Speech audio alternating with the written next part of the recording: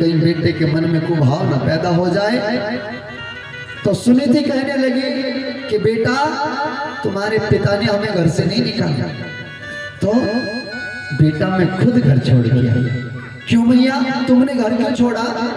बोली बेटा मैंने घर इसलिए छोड़ा क्योंकि घर में भजन नहीं हो पा रहा था और भजन करना बड़ा जरूरी था, इसलिए मैं घर छोड़ के यहाँ जंगल में घास फूस की पर्णकुटी बना करके भगवान का भजन कर रही हूँ बेटा।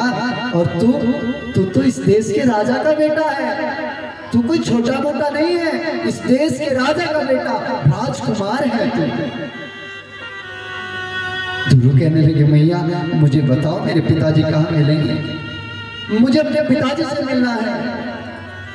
रानी सुनीति जंगल से बाहर बेटे को लेके आई, नगर की ओर इशारा किया, वो जो बड़ी बड़ी ऊंची ऊंची महल अटारी दिखाई दे रही है बेटा वो तेरे घर है। मैया मुझे आज्ञा दो मैं अभी पिताजी के दर्शन करके आता हूँ। सुनीति कहने लगी ध्यान रखना बेटा वहां एक तेरी माँ भी मिलेगी, उसे भी नमन करना, सुरुचि मेरी बहन है उसको भी नमस्कार करना, जाओ और बेटा जरा जल्दी आना। ध्रुव जी ने दौड़ लगाई, मन में एक भाव कि मैं पिता से मिलूंगा, आज पिताजी के दर्शन होंगे, आज पिताजी से प्रेम से बातें करूंगा। जैसे ही नगर के द्वार पर पहुंचा, द्वारपालों को दंडवत प्रणाम किया, काका मैं सुनीति का बेटा ध्रुव आपको प्रणाम करता हूं। तुरंत ही द्वारपालों ने दौड़कर ध्रुव जी को गोदी से लगा, कलेजी से लगा, एक दूसरे को देख रहा है, वैसी नक्सक है जैसे सुनीति के। अरे स्वभाव भी वही है। इतनी देर में अंदर से दासियों ने देखा कि बाहर इतना हुजूम क्यों लगा है, कौन है बाहर? अरे दासी सुनीति का बेटा आया है। जैसी दासियों ने सुना सुनीति का बेटा तो सब काम धंधा छोड़ करके सब ध्रुव के पास आकर के सब भलाइयां लेने लगी, कुछ करने लगी, मुख चूमने लगी, आशीर्वाद देने लगी। एक दासी से ध्रुव जी ने धीरे से कहा माँ मुझे मेरे पिताजी के पास ले चलो। उसने दूसरी दासी की तरफ देखा, दूसरी दासी ने कहा ले दर्शन तो कराएगा।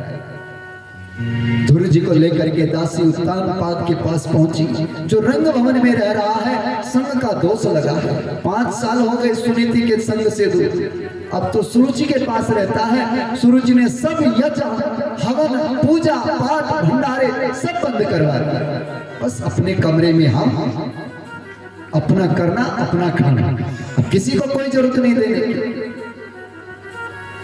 अब महाराज राजा घर के अंदर रहता है, उत्तम उत्तम चाचा है, बुरा बुरा जाए पड़ोसी हो, अच्छा अच्छा मिले मुझे।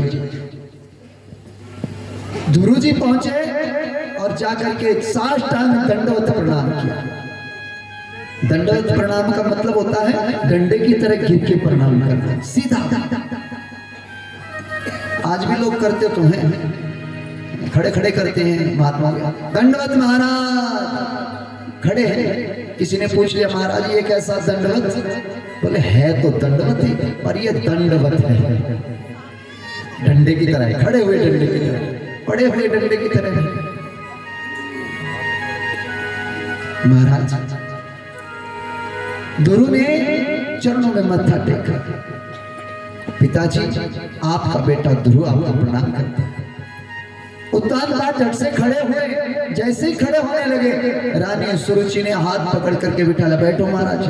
ए दासी किसने आज्ञा दी इस बालक को यहाँ लेके आने? ध्रुव ने कहा मैया मैं आपको भी नमस्कार करता हूँ, हमें तुम्हारी नमस्कार की जरूरत नहीं, निकाले से यहाँ से। आए हो पिता की गोद में बैठ रहे, राजा की गोद में बैठ रहे, अगर महाराज की गोद में बैठने का इतना ही मन है तो जाओ श्री हरि नारायण का भजन करो और वरदान मांगो, अगला जन्म तुम्हारा मेरी कोख से हो तो तुम्हें राजा की गोद में बैठो। ध्रुव जी की आंखों में आंसू आ गए, राजा उत्तानपाद के नेत्र सिद्ध हो गए पर कुछ बोल नहीं पाए। क्यों? क्योंकि सुनीति ने मुख बंद कर रखा है, कुछ कह नहीं पाए, चुप हो गए राजा।